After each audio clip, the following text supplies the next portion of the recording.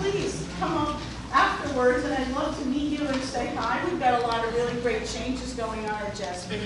And one of the important things we want to do is improve communication and give you all of the information that we can. So we're absolutely thrilled to have these two women here, Lisa Parles and Denise Reckham, who are really the authority on everything DVD, we hope, and are going to talk to us, and please ask a lot of detailed questions, because this is what they do for a living. They are so involved in this area.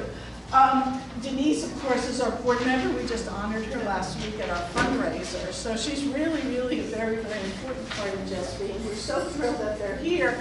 I just want to introduce Mitch. Mitch, come on up and say a few words. Mitch put this together. You guys know Mitch for many years, so. Thank you all so much for coming. It's good to see so many familiar faces. So I'm really not going to talk a lot about this evening's presentation. I'm going to allow Lisa and Denise to do most of the presenting. I stopped counting after the number 20 between phone calls and emails over the last week and a half. If my family member who's part of JESPY is not a DDD client, it's really necessary for me to come to this meeting. So I just wanted to address that question first, because it's a really important question. And my answer to all of these families that I've spoken to over the last, many of you who are in this room tonight, is that yes, it doesn't directly affect your family member who's here at JESPY, because maybe they're not a DDD client, and they're not getting funding from DDD, and they're not going to transition to this Medicaid fee-for-service system. But the entire transition to Medicaid fee-for-service will affect us as an agency. And we really need to rethink and spend some time going back to see how we design our services to meet some of the billable services that we'll be able to bill Medicaid for DDD clients, and hopefully adopt a system that will work for all of our clients. We spoke with many of you about the fee structure here at JESPY, how we are going to really identify the cost of our services, again, falling in line with what fee-for-service is all about. So every client here will have a detailed report. They'll have what their services are, and the cost of those services will be more identified. So even if your family member is not a DDD client and is not going to transition to this Medicaid fee-for-service system, it's really important to know that this transition is not just related specifically to DDD. It's going to affect all the providers in the state of New Jersey who have contracted with DDD over the years. We've been involved with DDD for well over 25, 30 years now. Many clients receive funding from DDD in a variety of different ways, and all of that is about to change, and is really it's a lot of anxiety because we don't know what to expect. Unfortunately, a lot of times many families have questions that we can't answer because no one is giving us the answer, and DDD is not telling us one way or another which way to go. So thankfully we have experts here tonight who will share with us their knowledge. We're really up to date on the day-to-day changes, and I literally mean day-to-day changes in TDD. So we will hopefully, at the end of this presentation, again, like Audrey said, ask lots of questions. Tomorrow there is a public session down at Seton Hall in Newark to offer comments, concerns, questions in a public forum on the state transition plan, which we're going to talk about tonight. There's no registration required. You can show up. There's more information in the emails that went out. And please, if you do not sign in, please sign in with your email, because we're really trying to reach out to everyone via email with all of our information to share. Okay, so without any further ado, please. So thank you everyone for coming out today to learn more about the statewide transition plan. As Mitch and Audrey both said, it's really a critical change in how the state is going to be funding services for individuals with developmental disabilities that is going to have an impact on the state for years. So, in a certain level, you're also here representing the mom and dad with a 3-year-old child with autism or another developmental disability who can't even think about what life will be like for their child when they get older, and is totally unaware and really can't be aware because of where their mind has to be when they have such a young child, of these changes. So I think we also have this responsibility to make sure the state does things the right way for all of the people that are going to be coming up through the system and are going to be impacted by these changes. There is a copy of the PowerPoint presentation, so when we're finished, if you'd like to take a copy home with you, you can take that from up here. The presentation is going to start sort of at the beginning with what is a statewide transition plan, just to make sure that everybody understands what it is, and then we'll be talking about New Jersey's plan, the original plan, and what changes have been made to the plan based on advocacy that has been going on for the past year, and what advocacy we feel still needs to happen. And then we'll end with showing you some of the interesting projects that are happening throughout the country that would be very difficult, if not impossible, under New Jersey's statewide transition plan if it is not amended further. So I'm going to actually turn it over to Lisa Parles, my partner, who has been in the room where it happens, as Lin-Manuel Miranda, if anyone knows Hamilton. Anyway, she's really been at the forefront of the advocacy on this important issue, and I'm going to turn it over to her to begin. Okay, so this is the summary, and then we're going to back into it. Okay, when you think about New Jersey's current plan, think of it this way. Build it, occupy it, run it, but float it. I will explain what that means, but that's what I hope you all leave with the idea that we have to get out there and voice our request, our demand, our wants, our need for an array of services, and that the state needs to get behind these projects, because I think there's only a tiny percentage of us that will be able to do what I just described. So let me back up and tell you what I meant by that. Also, let me add to that I'm the mother of a 26-year-old with autism. His birthday is today, so it shows the power of dreams. And I drove 3 hours, but did get to see him a little bit earlier in the day. And he's out with his dad tonight. So that's really sort of the explanation on why I'm doing what I do, how I was a labor and employment lawyer and a law professor, and now ended up with, I think my caseload is 99.9% autism at this point. So that's you know, the situation in terms of background. Now we're going to run through the slides. I'm going to run through some of them, and we may come back to it, but I think it's just to give you this nutshell. I did this presentation about 2 weeks ago in South Jersey, and we actually started with like an 18-minute sort of compact version and then went back and backed up. So let's start sort of with the basics. So what is an SDP, right? Stands for Statewide Transition Plan. And why we have them is because the Affordable Care Act, otherwise known as Obamacare, Medicaid made everyone look at what are we spending our dollars on. And the one thing we know is that we don't want to spend dollars on institutions with these home and community-based funds, right? So that was sort of the heart of it and how it began. So this is going on throughout the country right now. So this is not just New Jersey, although parts of our plan, sadly, I must tell you, are New Jersey only things, which one of the reasons I'm hoping you'll all get out this month and explain what the impact of this is going to be. But it is really happening across the country, and each state is essentially putting together their plans and telling the feds, this is what we're going to spend our money on, and the process is going to be finished by 2019, but forever it will continue in terms of what the rules will be in trying to show that we're not spending our money on institutions. Advance a little arrow usually then. Yeah. Okay, so I mentioned the home and community-based services. So you've heard the term waiver before?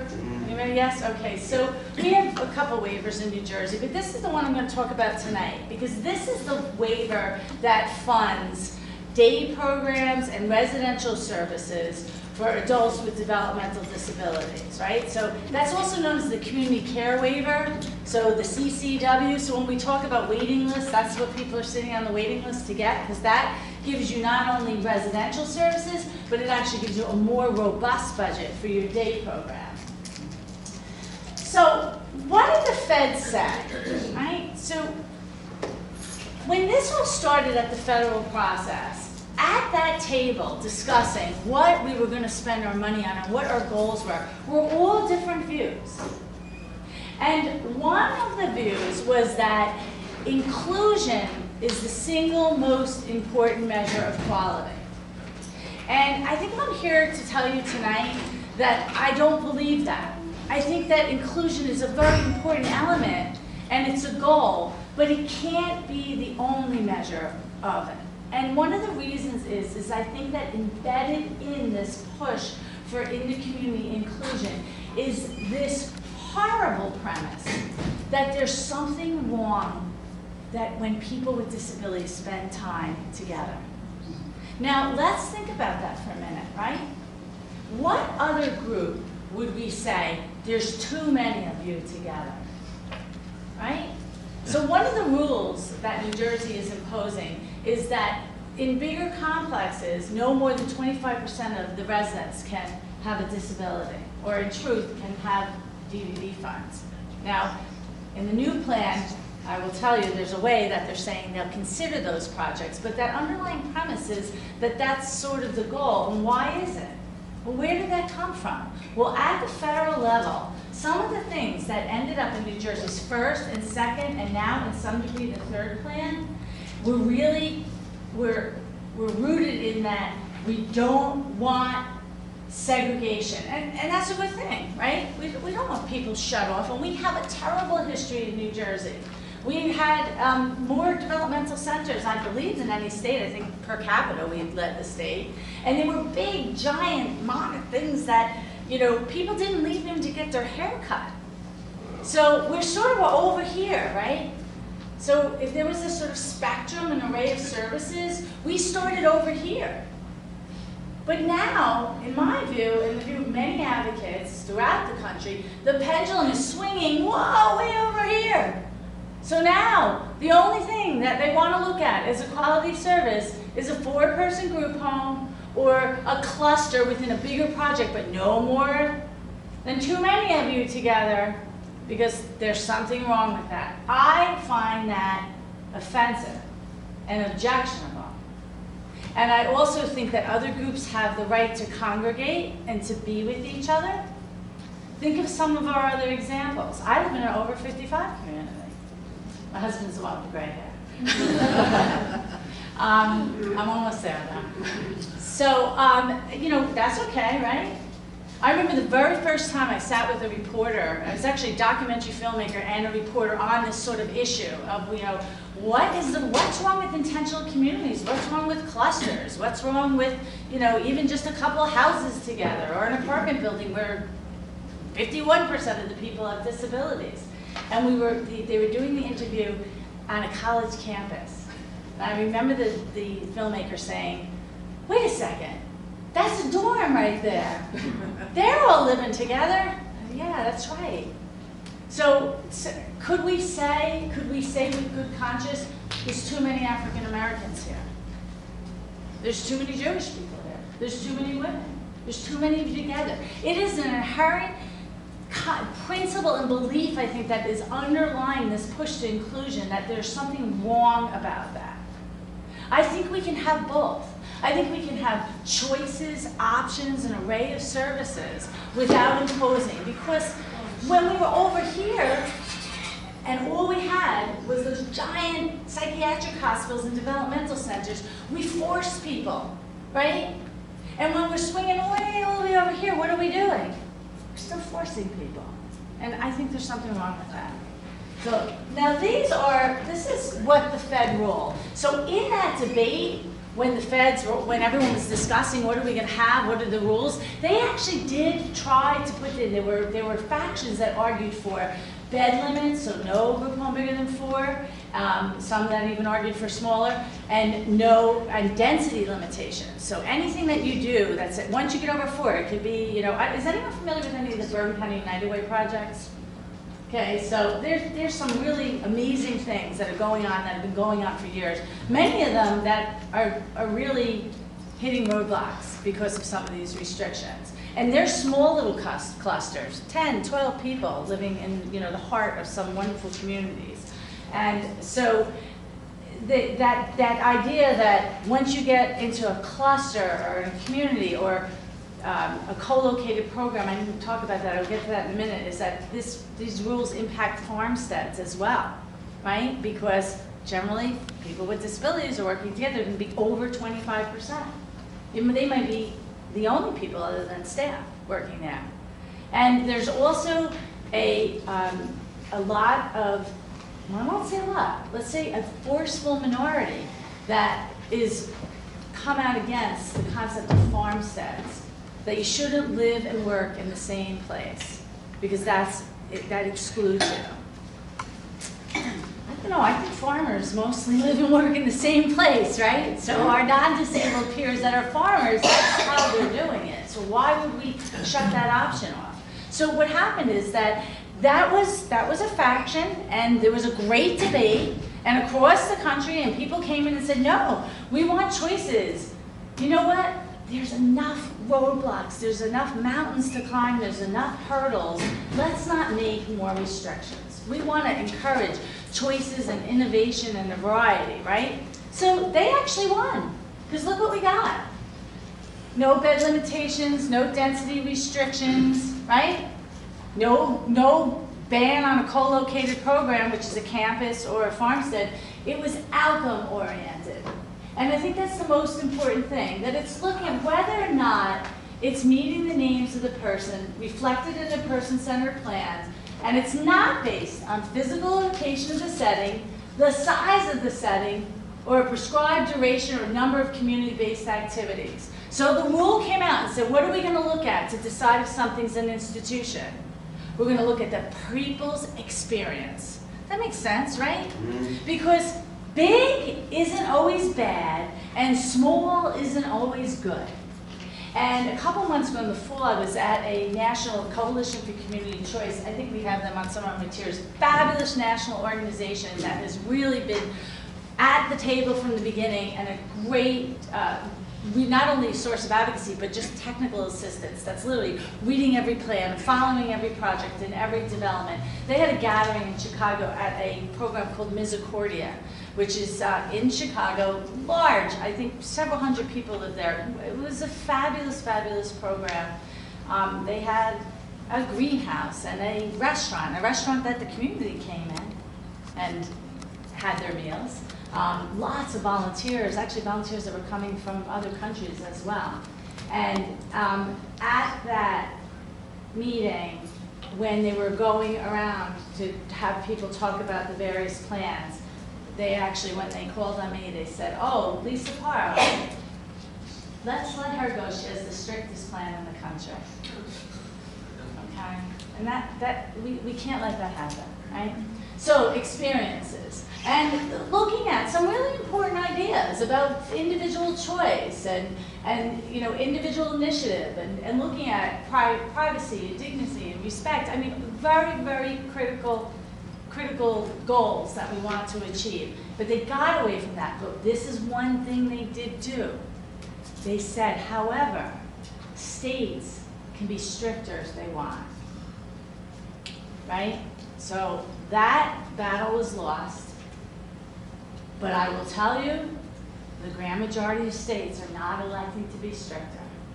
And many states have amazing collaborations going on between DVDs and providers and families and persons served. And we're seeing some really interesting, innovative projects coming up. So these are some other things that went into law about people having leases. So that way it would be a consumer-controlled setting. I think that's a really good thing, too, where people have the same rights that a tenant would in a project. So there'll be individual leases. So that was a good thing. When they were looking at things on whether or not it looked institutional, these were some of the factors that they looked at, that, you know, being able to have visitors and making your own schedule and making choices, choice of roommates, you know, having keys, not having, you know, a locked refrigerator or regimented meal times. But this is important, that in the federal rule, though, they did allow for an exception, and that is very important. In terms of the spectrum of disabilities, there is a good percentage of people, particularly with autism, that have severe behavioral needs, that if they had a key, they could elope and they would be in danger. We have had clients with Prader-Willi syndrome where there's sort of this insatiable appetite. So if they didn't have access controlled, they would literally eat until they die. So this was built in, okay, but when we're looking and we're evaluating a program, those are the goals, but we understand when it's a person-centered plan, we have to look at what does that person need, right, in order to thrive and to be happy and to be safe in many cases. So they were pretty clear that these are the things that don't use your waiver dollars on, right? So that makes sense. A nursing facility, an institution, an ICF. Our developmental centers are considered ICFs, a hospital. And then now anything else that seems institutional, oh, that's where I have to come into New Jersey's defense. The feds have not been perfect in this either. A lot of this is confusing. And a lot of it is statements with not a lot of explanation behind it. So I feel the pain of the developmental disabilities directors community because this is confusing stuff and there's not a lot of clarity. And it is the type of thing that's going to evolve over time as we see projects across the country get approved. So in their defense, when we have something sort of like any other setting that does this bad thing, it makes you wonder, well, okay, so what is an institution and what is not going to be allowed? This is actually one program that did get approved, and they were on the grounds of a developmental center. So they, everyone thought, no way. But you know what? They came in, they actually brought an independent group to come in and evaluate, and they said, so what? Normally we would, at first blush, if we were just looking at settings, saying this is bad, it's on the grounds. But when I looked at what people's experiences were, it was very inclusive. Okay. So in the end, we did not have that. There's no size setting, physical characteristics, or person limits. Now, I'm just going to say briefly, too, is that these concepts also apply to day programs. So there is a mandate that people are getting access to the community. I guess the best way to describe it is access to community in the manner that their non-disabled peers would have. Again, a very laudable goal. Actually, Ohio put this out. Ohio put out, because there was so much confusion over, well, if it's inclusion, does that mean that we're, you're going to have all these bans on that people being together, or you can't have any community activities? I mean, look, here's the reality. 2 points that I think people forget when they're doing forced inclusion. One is that there's a cost factor. And programs right now are going through very difficult times. Not just that funds are cut, but in this fee-for-service, some don't know if they're going to survive. So that sort of goal, without giving the money, is actually really unfair. But here's the second piece. What if people with disabilities want to be together with their peers? Don't they have that choice? We all choose, right, in terms of who we're going to congregate with. I'm now deciding who I play bocce with. I can't believe I actually say that. We actually have one. Okay, so Ohio's, I'm going to point to Ohio because Ohio is actually one of the 3 states that their actually full plan was approved. Ohio is a very interesting story if you look at what happened with them. When they came out with their first plan, which now was what, 18 months ago when all the plans first came out, they had to be, I think, out sent to CMS by March of 2015. So in Ohio, when they first came out, Ohio's plan looked like it was going to ban farm communities. And I don't know if anyone's ever heard of Bittersweet Farms, but it's one of the very first farm communities for developmentally disabled adults, and it's been replicated in many states and several times in Ohio. So Ohio's farm community and quite frankly, service providers, families, persons served, advocates, there was an uproar. They said, hold on a second. What do you mean, no farm communities? You can't just assume because someone lives and works in the same location that they're not having a community-based experience, right? Maybe they have they have a farm stand at the end of the road and community is coming in. Maybe they do go out to dinner and get their haircut and bowl on Thursday nights. You can't just base on this model just by the fact that they are in a farmstead and living, working in the same location that it's a bar. So what happened in Ohio is Ohio changed their plan.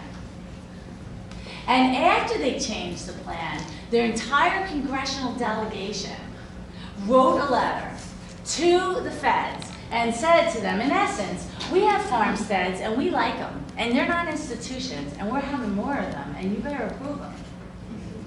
And in addition to that, CMS came out with, after the federal rule, this guidance where they answered questions. And there was a lot more confusion because in it they were like, well, what are examples of things that may tend to be isolating? And they gave a farmstead as an example. But you have to read it carefully because it doesn't say you can't have them. It just says we're concerned about it. So when you're building them and you're having them and you're running them, make sure that you're offering opportunities for people to be out and about and enjoy and live and benefit from the community the way our non-disabled peers would. Okay? How did the people in Ohio, I don't know if there was force, How did they do it? how did they get it done? It really was a grassroots movement, and I think it really was started by the farm communities, and there were several farm communities that were in the works. So they saw, oh, this is going to be a problem. We're not going to be able to have what we want. So, okay, so now, in terms of the federal process, states they're looking at everything they have, and they have to make a determination of, does it look like it's, let's just say, meets the test, okay? So does it meet the test? And they can say yes or no. And if, one of the things they can do is that if they're not sure, so say you have a farmstead, and you say, I'm not sure if the feds are going to be all right with this. You can put it through something called heightened scrutiny, which is a federal process. Now, how that works is that the entity works with the state, and they put together the evidence to show that their project is in fact an inclusive project. And if we don't know because we've only got that one project, and it's all really at the start line at this point, right? Nowhere near the finish. But when you go through that and they submit it, that if it's yes, you're good. If it's no and it can't be modified, then you're not going to be able to have it.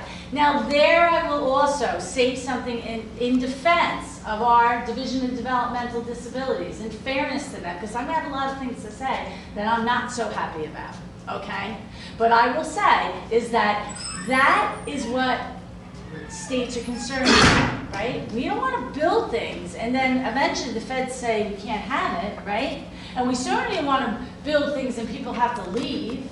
And we don't want to build things and eventually get audited and the feds say, give us our matching dollars, right? So there's understandably caution. But what has happened in New Jersey is not caution. It's, honestly, it is just administrative convenience, laziness, and we can't be cowards in this. We have to do what other states are doing. In fact, other states, when I'm on these constantly on these national calls where I have all these strategy sessions and everybody is all talking about what they're doing at the federal level to make sure that everything gets approved. And I sort of have to sit back and think, okay, when we get to that and we have a better plan and we're not borrowing and making things impossible, then we can be in that fight to make sure that everything that really is of quality is getting the thumbs up from the feds and the money flowing, because it's the money. It's federal matching dollars, right? And that's a good thing. The fee-for-service, which I know everyone is, groaning over, which is basically the switch to pure Medicaid funding, it is a good thing. We're one of the last states to do it. We spend too many state-only dollars on our projects. So that is not a bad thing in itself. It's just the direction that we're going, which is much, much too narrow. Okay. So let's look at New Jersey's proposed. Okay, so here's a little bit of the timeline. So the first one came out, and many of you may not know of it. They require to have public input sessions. Ours came out, and I think at like 4 o'clock, And the first public hearing was the next morning. I was up through the night reading it. At 5 o'clock, I actually stood over the bed and stared at my husband, hoping as soon as he would move, it would say, "Can you read this? Because I'm going crazy. This looks really bad. This looks very restrictive. I don't know if I'm reading this right." And it was difficult to read. It was very confusing, but this does not sound good to me. You know what? I wrote my comments out, and it snowed. So we had 8 days. So 8 days later, they had the first public comment session, and what happened in that one was that about 40 people came, but only 8 of us spoke. Because it was still like, what is this? You know, what? And there was all sorts of, oh, the feds are making us do that, and we don't have a choice. And so we did, I guess about 2 weeks later, honestly, so there was born the Say No to the Statewide Transition Plan, which is a Facebook page where we used as a place for people to communicate. And if anyone wrote an editorial or gave a speech or even wrote a personal letter to show how it was going to affect their loved one, we posted it there. And we were able to get the word out, and several hundred people showed up. Unfortunately, they limited the time to 2 hours. Before the hearings, I actually called DDD and said, I know of people that are coming, and I'm doing the math, and at 3 minutes a person, that's not enough time. They still held it, and at 12 o'clock, there were something like 45 people that still hadn't spoken, including people with developmental disabilities, and they left. Despite the plea of the parents, stay, you need to hear from us. We're worried about this. This is going to affect our loved ones' futures. And people took off from work to be here. And they didn't stay. And that was horrific. That, to me, was one of the low points in our state's history. It was so disrespectful to not only the needs, but honestly, the pain and worry that so many of us have about our family members. So then I guess the best thing to describe is that after that we got a revision, and the revision came out. We did not have a public comment period, but more and more groups began looking at it. So in the first plan, I'll just tell you briefly first plan, then we'll jump to 3, okay? Oh, so the first plan did have the 4 to 6 bed limit for group homes, so nothing bigger than that, all right? The 6 is only in certain circumstances, and it really looks like medically fragile, people with significant medical needs, but for the most part, it's 4 bedrooms. 25 density limit for any kind of complex, and complex could mean 10 units. It could be a little cluster, like the very first Allendale project, Crescent Commons. Crescent Orchard Commons? Orchard Commons was the first one. It's a little tiny complex, a couple 1 and 2 bedroom units, fabulous program. That was actually my home, my town. And we were, we watched that project go up, and we watched it thrive. Wonderful, wonderful inclusion story. Because in addition to residents walking to town, Allendale embraced them and came in. The mayor came and got them on 4th of July and said, let's go to the fireworks. The women's club was coming in and running a game night. Another group was doing a walking club. It was a beautiful, beautiful program. So, and it was also private apartment houses. So we have some apartment buildings here in town that more than 25% of the tenants are individuals with disabilities. Private, these are not state or agency owned, these are private buildings, and those rules still apply. So those rules were saying that it defies logic that a landlord should say to a prospective tenant, oh, I can't rent to you, you have a disability. Like, and you have a Medicaid, and you're on Medicaid, so you're not allowed to live here because everyone will lose their funding. I mean, the whole thing is so discriminatory and ludicrous. And I've heard a very callous response to that too. Oh, well, they can live there, but you just can't take your money with you. Which, honestly, folks, that means you can't live there, right? When you think about meeting the service needs. Okay, so it had an outright ban on campuses, intentional communities, farmsteads, and had a requirement that they spend 75% of the day in the community. That was allowed. That was in New Jersey very loud. On a number of reasons. One is that that it's almost impossible to do on our finances, we have some really good programs in our center that our individuals want to do and like, right? And we don't want you coming in and counting heads, right? We're really on the wrong path when we're counting people based on what their category is, right? This is very serious, serious stuff. So that was the most restricted in the country, and they did a new one. Are we up to the next one? Well, this one includes, they changed it. Okay, to so they majority changed of it the to the judges. majority of the time, and they, you know, I can't use the word grandfather because they still had to review the existing projects, but existing projects were okay. And honestly, there was one project that had like just opened 4 months ago, and I had, you know, clients that were moving in, and I'm thinking, my God, you know, under this, they're gonna have to all move out.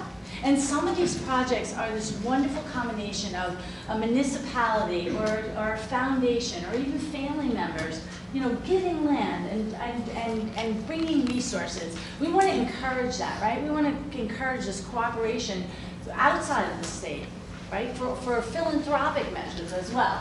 So they changed it, and they made it the majority of the time. And so it's a little softer, and I'm not going to talk about that day program rules, but in the version 3, I will have to say, okay, and I got to look at the camera, good job, DVD, okay? They actually did. They moved to person-centered planning with the goal of inclusion, explained a little bit more about what providers are going to have to do to show that they're making efforts for people to access their communities. So I'm certain there's still bumps and bruises and perhaps issues, but for the most part, they really did hear us. So, you know, hooray to all of us, right? Okay, and hooray to them for listening. Okay, but what are they doing in the residential? Okay, so, well, let's start with the good, okay? So they said no ban. Okay, no 4 to 6 person limit on a group home. That's good because a lot of agencies have group homes that are bigger and they're barely swinging it because people have significant needs, right? Okay, you could be more than 25%. You could even be up to 100%. You could have a co-located program. You could be a campus. You could be an intentional community. You could be a farmstead, right? That's great. However, there we are, started the lecture. There's going to be something called the state density review, which according to the Coalition for Community Choice, and I've been on several calls with them, that's a New Jersey thing, okay? The statewide density review kicks in once you hit those numbers. 26%, you gotta go through the statewide density review. All right, you say, well, you know what? At least it's a possibility, right? It's better than a ban, and we'll work together and collaboratively show what we're going to do on these projects, many of that are in the pipeline, except here's the problem. They will not let you use your money until the density review is complete. So that means build it, occupy it, run it, float it, and then they'll come in and look. In these days of challenges with shrinking dollars and agencies literally clawing to survive in this massive transition we're doing with Medicaid funding, it's impossible. However, it's not impossible. I'm sorry, let me correct myself. It's not impossible. It is, no doubt, in my view, there will be projects with this system that will get through it. And you know what it will be? It will be for people with fabulous wealth and little needs. Because if you have significant support needs, it takes a lot of money to float a project, right? Some residential programs, $150,000 a year, 24/7 with the behavioralists. Add in nursing, the dollars become astronomical. So this is really gonna hurt people with high need. It's also really gonna hurt people that are independent and want to live together in a cluster or an intentional community. So, but if you have a lot of money, maybe you could get together and you could get donated land and you could build something and you could float it for a little bit and you'll get through it. I suspect that under this, some projects will get through. To me, This is worse. This is two worlds. And I'm not talking about that this is going to affect the urban poor. This is going to affect almost all of us. Because how many people have those resources that can do that? Very, very few. We're talking really big dollars. And even projects that have other things behind it, it's a risky. Oh, I don't know. You think a town's looking at, well, we could donate it for this, or we could do it for this. Let's go with the park, because we could build this thing, and they could say people can't live there. Or only 25% of the people can live there. So, then lots of questions over who's going to do the review. What do we get next? Okay, now, so these are just, I just picked Ohio because it's approved, and great example of advocacy. So looking at it, you know, we've got this restriction. You got to go under this density review. They don't have anything, no restrictions, no caps. They look at, you know, the person's experience. HUD 811, money follows the person. What is that? That's in our document. I actually pulled that. So, in our statewide transition plan, sorry I'm fumbling like this. At one point, this was in the first version too, okay? They, actually in the second version, they didn't say it clearly, like 25%, 4 to 6 beds. See, we were losing our mind for like 3 days. We just kept reading it and reading and reading, and thankfully we had the help of this national. And we're lawyers. Right. I mean, this is supposed to be written for parents. And you shouldn't have to be an attorney to read it. And I mean, I couldn't even read it on my screen. I had to print it out, underline it, and we were cross-referencing all of these other programs and what they were, just to figure out, because it was so convoluted. So what are those things? Okay, so, because they cited that, like, we're going to follow the guidelines under HUD 811. Okay, well, what's HUD 811, right? I've spoken to people all over the country about HUD 811 since this report came out, okay? HUD 811 was a project for low-income housing, for affordable housing, and it did have a 25% cap on people with disabilities. But it was serving all different kinds of populations. So it was like, well, 25%. It's not even funded today, okay? It's not funded. So you know what? Why don't we just go back to the veterans bill from after World War II and look at what those percentages were, because it's about as relevant. Second, money follows the person. What's that? That's the 4 to 6 bed limit. That was a small demonstration project with incentive funds to get people out of developmental centers. Okay, so Also no more funding. It's done. right. It's not funded either. Okay, so in our plan, they're saying we're going to follow the restrictions in that. That's our source. Let me tell you what the problem I have with that. One, I don't think you should write public documents that people have to go and look up other statutes. That's just plain wrong, right? Second, especially with the challenges we have to get through the day, sometimes you just figure out how you can take a shower, right, and do everything else you need to do. So that's wrong. The second is that, okay, so there's some federal programs, there are some programs that have these limits. My response to that is, so what, right? It doesn't dictate your housing plans. It in no way dictates statewide. And we went back and we asked CMS, several different groups, what is this? Is this? There's no density limits. There's no 4 to 6 bed restrictions. Those things do not have anything to do with the final rule. So it's in here. It was in there in one, and it's in here again. And I think it is very confusing. So just to clear it up, yeah, they existed, but they're not dictating what we do, and other states certainly aren't looking at it. Okay. So now, in terms of looking at what the need is that when you look at the statistics of the percentage of people that are still living with a family caretaker, we see that the need is enormous. And this is another point that I would like to address, is that we've heard from our state that the waiting list which is thousands and thousands, I don't know, 4,000, 5,000, 6,000, I'm not sure, I haven't really gotten a firm answer on that, but several thousand, right? That's, you know what, that's not really a measure of the need, because sometimes when they get to people at the top of the list, they don't take residential. They elect for in-home supports, and that is true. Some people do that. We frequently have this in our office, and you want to know why? Because there's nothing good out there. That's why, right? So a lot of people say, forget it. If that's if my only an apartment in a low-income housing project, or a 4-person group home, which I think is going to be isolating, maybe nowhere near a train station, which is honestly more isolating. You know, my son lived in a community-based group home, and the only interaction he had with his neighbors was when they complained that the music therapist was too loud. So it's a fiction that just plopping people down that it's going to be. It takes more than that.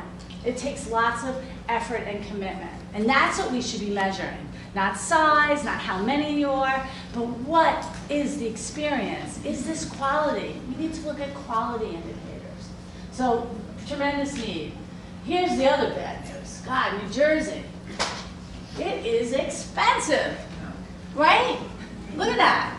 I mean, really, people, the income needed to go out and just rent something and piece it all together is more than people have, even without developmental disabilities in many cases. So our need is great. And the other issue of, is that waiting list a measure of our need? I agree, it's not. Because you want to know why? It's much bigger.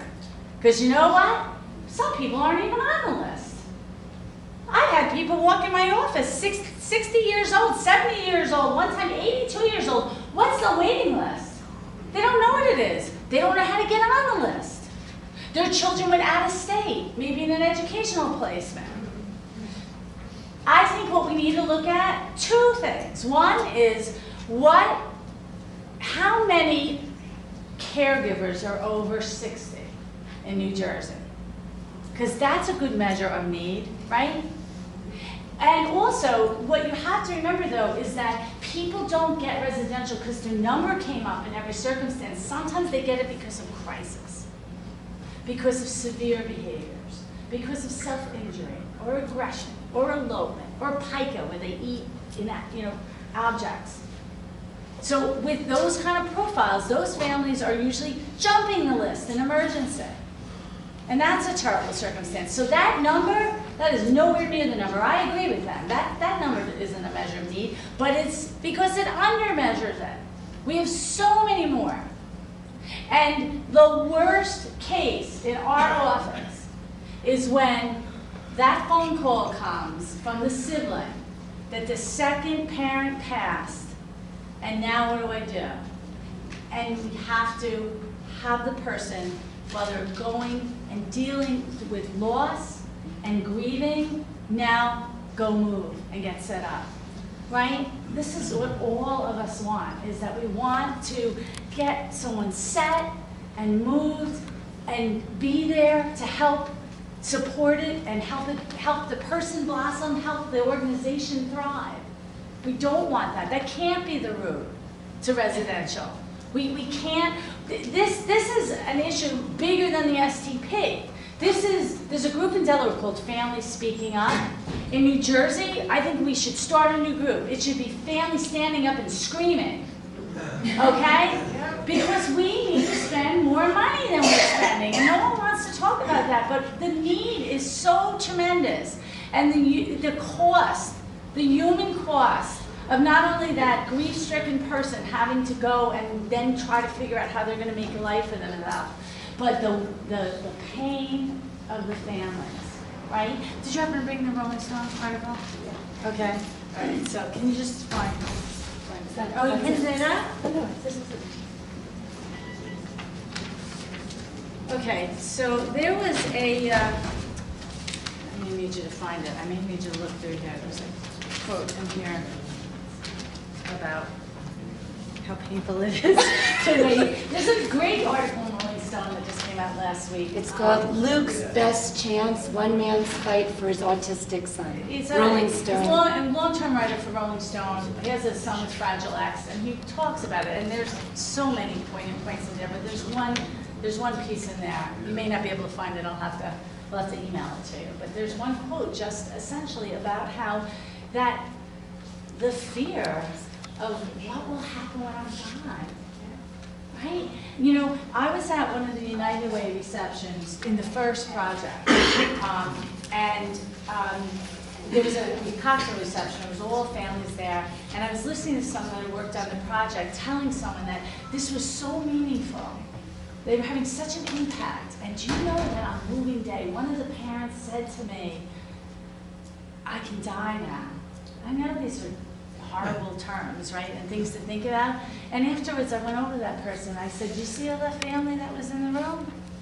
That's what we're all saying. That's what it's about.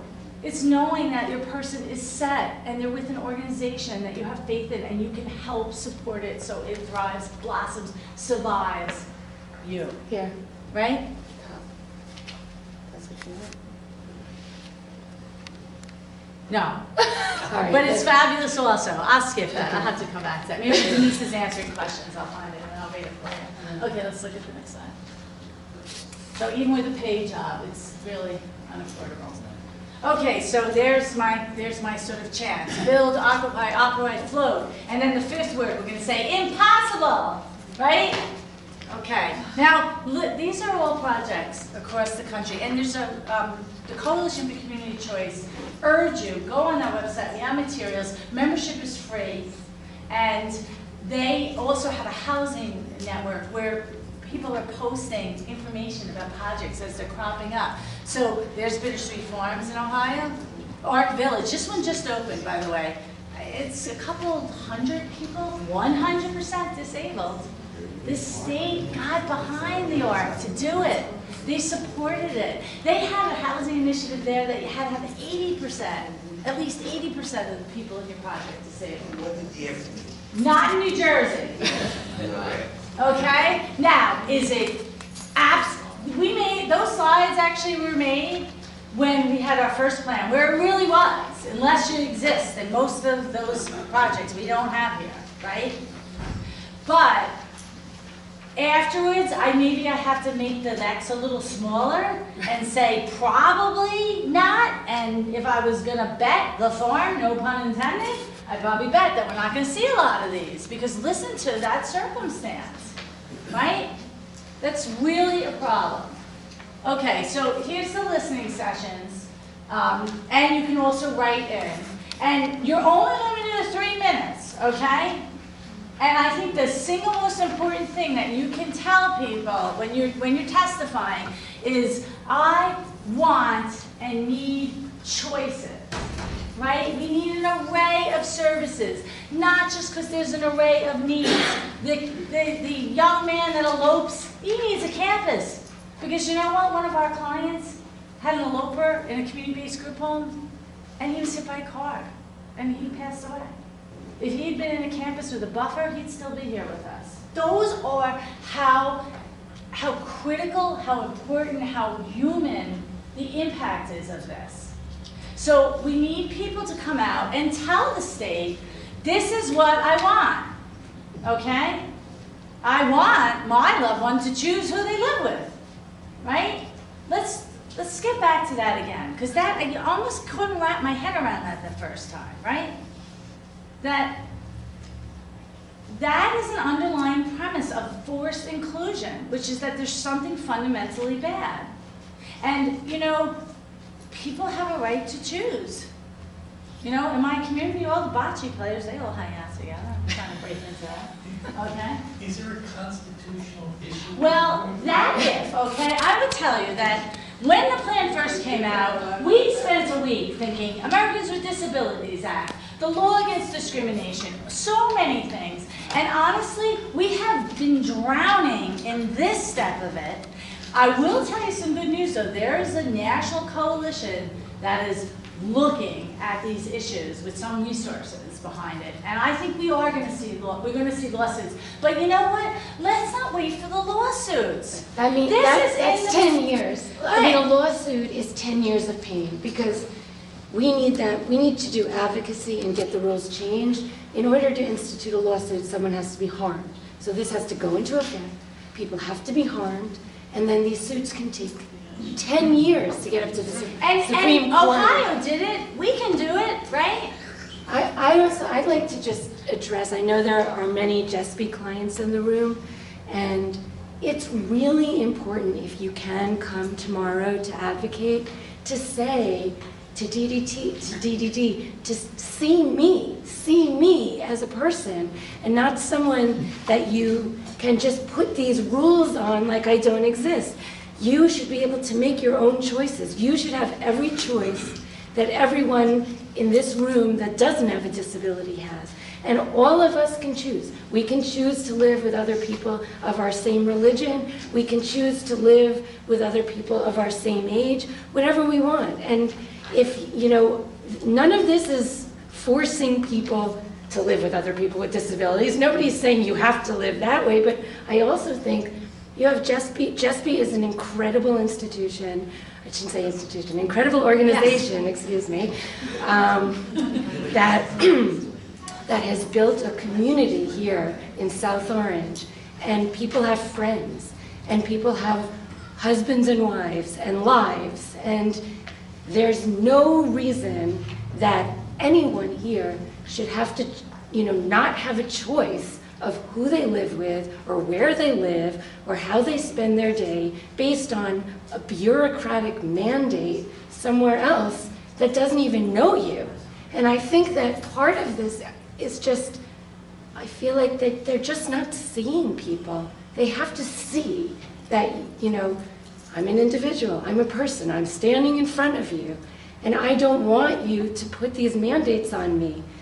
Trust me to make my own decisions. Trust me to know when I want to go into town in South Orange and when I want to hang out at Judy House with other people with disabilities. I mean, it's crazy to have to say it that way. Denise, you should put that in writing But for all of us. Yes, in fact, in our materials, you can. And we'll plagiarize. Okay, we can send a follow-up, but I honestly feel like there's a piece of this, and I think it happened, you know, in a lot of kinds of prejudices where people didn't see other people that they didn't know, that they didn't understand.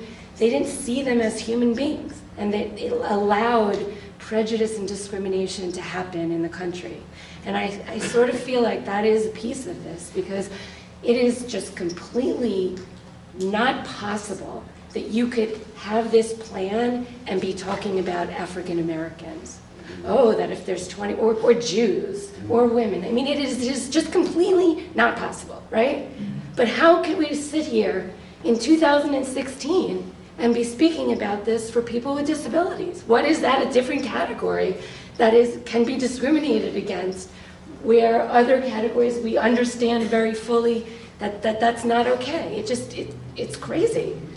There's two interesting things about it, and then we're going to go to questions because we're probably not going to film the Q&A because I like to keep that loose for people. So there's two things I want to say. One is that what started out to fight discrimination because we used to put people away and force them into seclusion has now become another way of forcing people, a different type of discrimination, giving people less choices.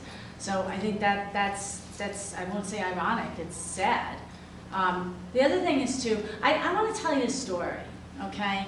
And I think that this story is going to put the human face on what's wrong with ideology over ideas, okay?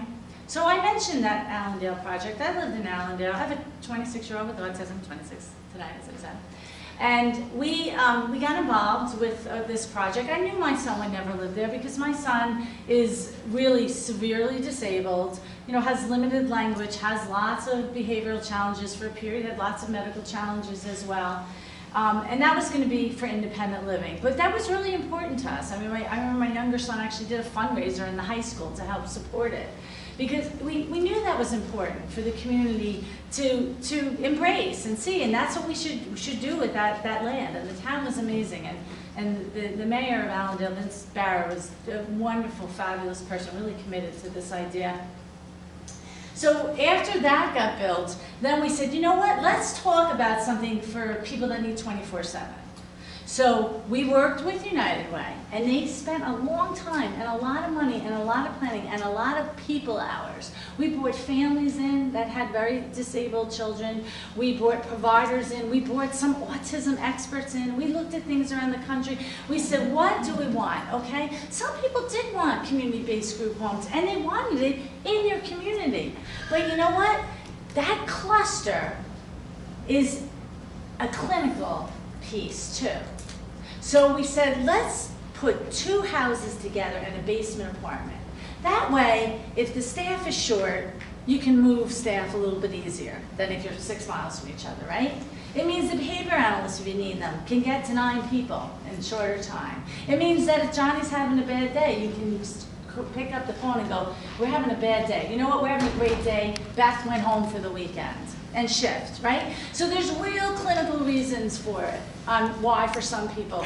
This was a mini cluster, right? This wasn't even a cluster. I mean, honestly, when I'm planning and dreaming and I'm traveling in the country and I continue, I'm actually going to Kansas, I don't know if I told you, to see a program out there in 2 weeks, that when you ask families what they want, so often they do talk about that, walking into a program where there is also this sense of the specialized community. Sometimes specialized is not discriminatory the way they are seeing it, the opponents. Okay, so what happened? We said, let's do that. So the Ramsey had a piece of property, and it's a little bit complicated to explain whether donated, but they used funds to get it, and there was a property, and it was a great piece of property because it was right smack in the middle of a residential neighborhood. So this wonderful project was built called Airmont Woods. If you want to take a look at it, it's on Bergen County United Way's website. I had hoped that my son would live in that house. And unfortunately, we couldn't because he had a terrible neurological, the only way to describe it is an assault on his brain that caused some very severe medical issues. He lost 100 pounds in 3 months. He's a big guy, but 50 was probably okay, but 100 was pretty terrifying. So he didn't get to go. But I was there at the start of that, and the concept was we're going to spend a lot of time, money, resources, attention, and then we're going to rinse, repeat all over the state. That really was the phrase, right? So the house opens, and I have 2 families I'm going to tell the story to you. And what's the bottom line in the story is that who gets to decide what an institution is? Because I think people are playing fast and loose with that and labeling institutions, and they're not anywhere near an institution. So let me tell you the 2 stories of these 2 young men, okay? I'm going to call them M and J, okay? So M is in a group home that's not working for a variety of reasons. So that family looks and looks and looks, and they find the apartment in the bottom of Airmont Woods. 2 upstairs are 2 classmates from their program that they've been in for decades. So this is like great. There's other families they know. They actually move all his stuff in, actually decorate for the holiday. He doesn't sleep there that night though. But the next morning, that mom gets a call from the state and says, "You can't live there." What do you mean he can't live there? He lives there. I had the truck. I moved the tree and the couch. And paid rent. Right, it paid rent for like 3 months. He can't live there. Well, how many meetings have I been to at DDD? Like, you know about this, okay? And this top official said he can't live there because that would be 9, and 9 is an institution. And he walked around for months. He didn't get to live there. He's still in the group home. That really isn't a match. And he walked around for months saying, I'm going to say his name because his mom talked to me on the way in, Mike's apartment, okay? That's the real human piece of how deranged this inclusion movement has come, that they could think that a house in a community is an institution because the number of beds, right? Not done with that story. One of Mike's classmates, now a person who's in the same adult program, his mom, who's a widow, is looking. She looks at Airmont Woods for the room upstairs. Okay, it gets screened, they say it's a match. 2 empty rooms, right? I'm following this project. My son is now, at that point, he was in Florida, he was there, he's finally, now he's here, thankfully, in South Jersey. And so I saw her, and she told me, I'm so happy, because she actually said to me, I am going to get him in a group home, settled, at a place that I know that's going to exist before I die. So she was so happy, okay? A month later, he can't go in. Why? They're holding those beds for Return Home New Jersey. Remember that horrible policy, which we killed by statute, thankfully, where we were ripping people out of state that had been there for 20, 30 years, out of campuses, by the way, to put them in community-based group homes, where not everyone can be safely served. Those beds sat empty for months, okay? He didn't go. She had a stroke. And after a couple days, she passed away. And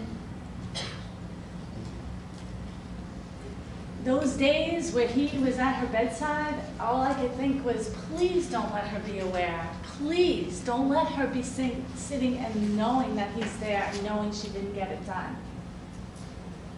Those are the human costs. I'm not finished with my two guys. Next is, okay, maybe we could put them together. Her son is an orphan with an only living relative, a cousin in Kansas. Thankfully, his day program has been with him since he's 3 years old, and became his family. And he had a paid job. He works at the community college. You know, we don't want to disrupt him, so we want to look in northern New Jersey. So now we got another United Way project, Tenafly. Almost similar as Orchard Commons. It's a little cluster.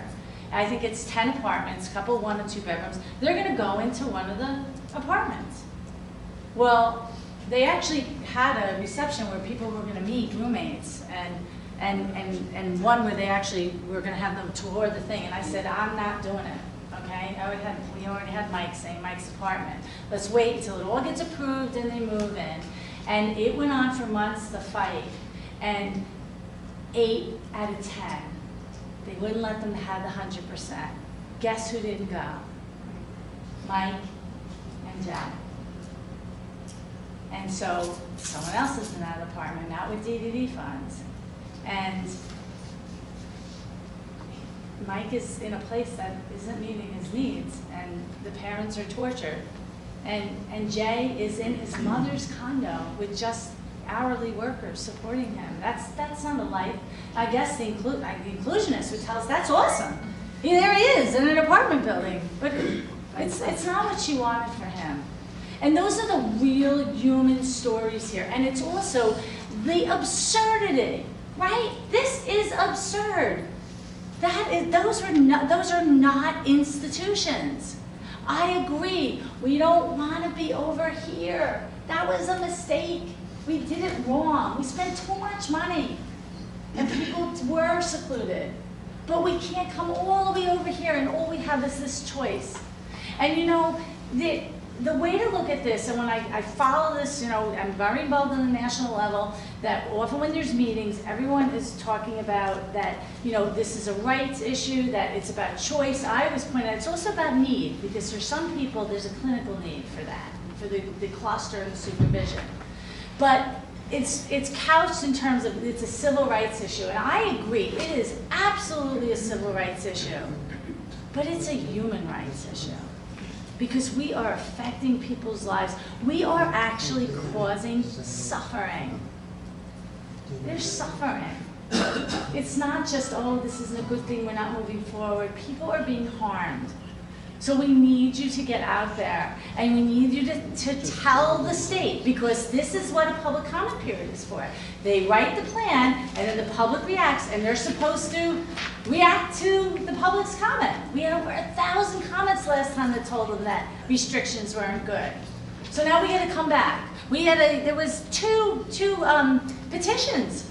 One had 800, the other had 1,500. People are speaking, and not everybody even knows about this, right? So I think that we need to have our voices heard, because there is a very skewed, dangerous view out there about what should be allowed and what is right. And I can't live with, and if my friend is up there and listening, I talked to the family member today and told them that I will fight until my knuckles are bloody on this one, because this is just plain wrong. Okay, thank you, and get out there.